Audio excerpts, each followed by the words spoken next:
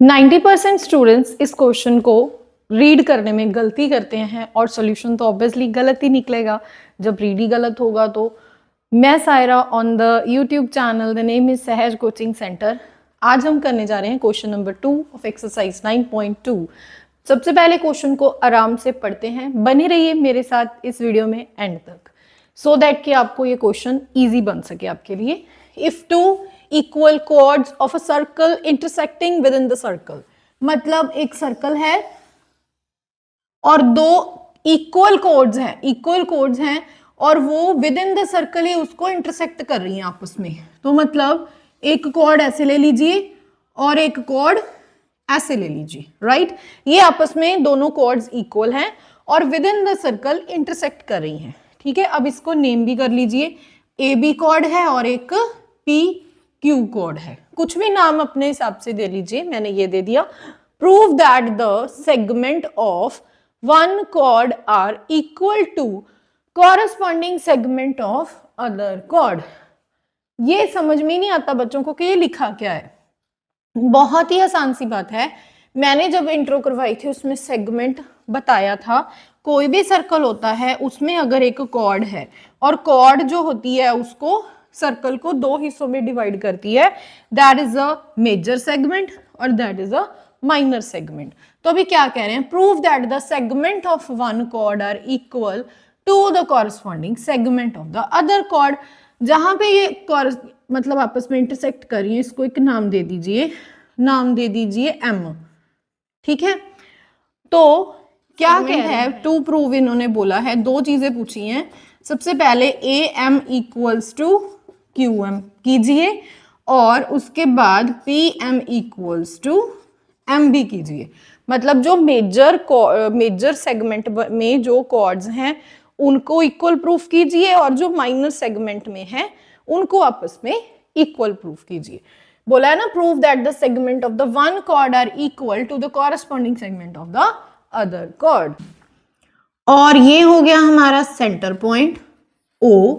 तो question start करने से पहले हम छोटी सी कंस्ट्रक्शन करेंगे जिसमें हम क्या करेंगे कि ओ से एक परपेंडिकुलर ड्रॉ करेंगे जो कि हमारे ए बी के ऊपर जाके बनेगा, ठीक है।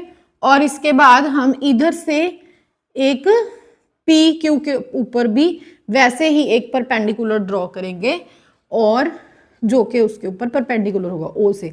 और इसमें हम क्या करेंगे, इसका नाम नेमिंग कर देंगे, इसको एल दे देते हैं, इसको एन दे देते हैं, ठीक है। अपनी तरफ से नेमिंग कुछ भी कीजिएगा। तो कंस्ट्रक्शन होगी, तो कंस्ट्रक्शन को हमेशा लिखा जाता है, तो लिखिए draw OL perpendicular on AB and draw ON perpendicular on PQ, right। और इसके बाद नेक्स्ट हम क्या कह सकते हैं कि जो AL है is equals to half of AB है और जो QN है वो equals to half of PQ है, राइट। बड़ी आसानी से लिख दिया। ऐसे कैसे लिख सकते हैं?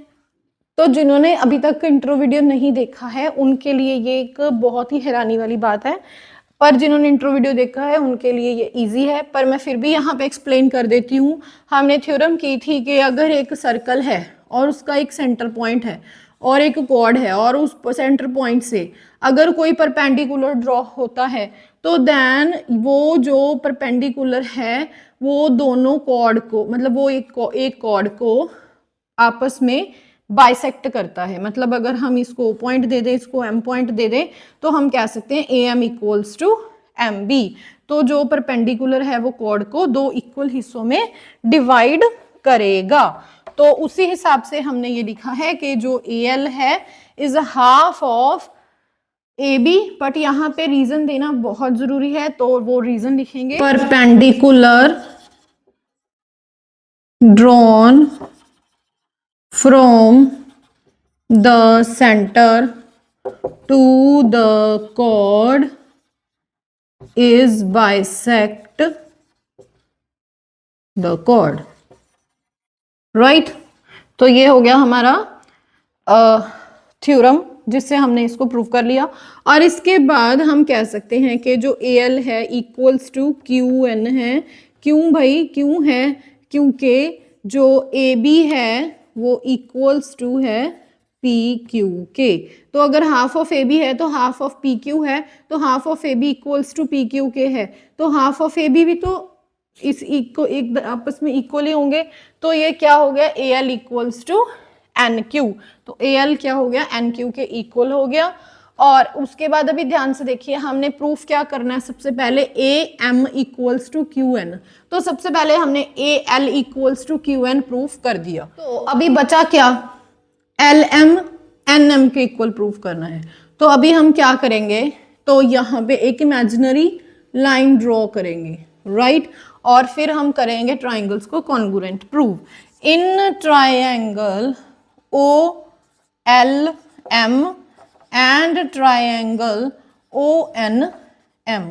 तो सबसे पहले OM equals to OM common हो गया।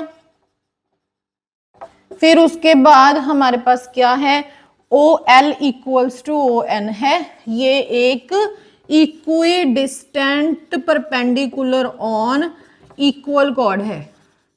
ये भी हमने थ्योरम की थी कि अगर इक्वल कॉर्ड से आपको एक कोई सेंटर पॉइंट से कोई परपेंडिकुलर या कोई लाइन ड्रॉ होती है तो वो आपस में इक्वल होता है, ठीक है। तो OL इक्वल्स टू ON हो गया। उसके बाद angle L equals to angle N के हो गया।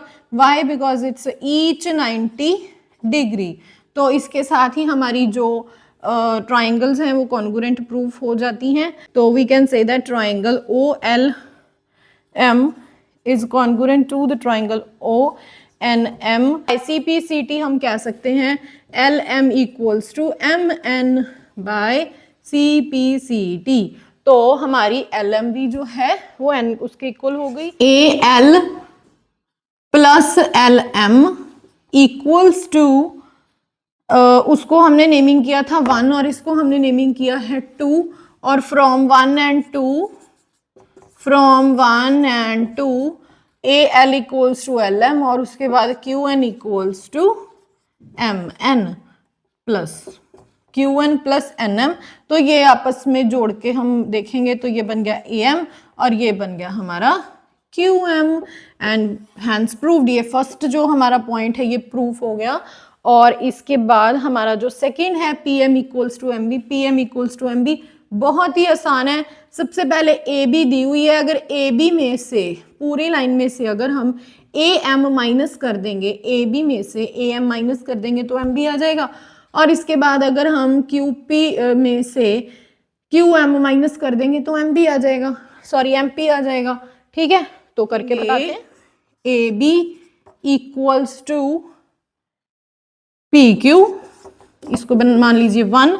और इसके बाद AM equals to QM proved above, इसको मान लीजिए 2। इसको 1 मानने से पहले आप यहां पे लिखिए इट इज अ गिवन, और इसके बाद गिवन और ये लिखिए 1 और इसमें लिखिए सब्ट्रैक्ट 2 फ्रॉम 1।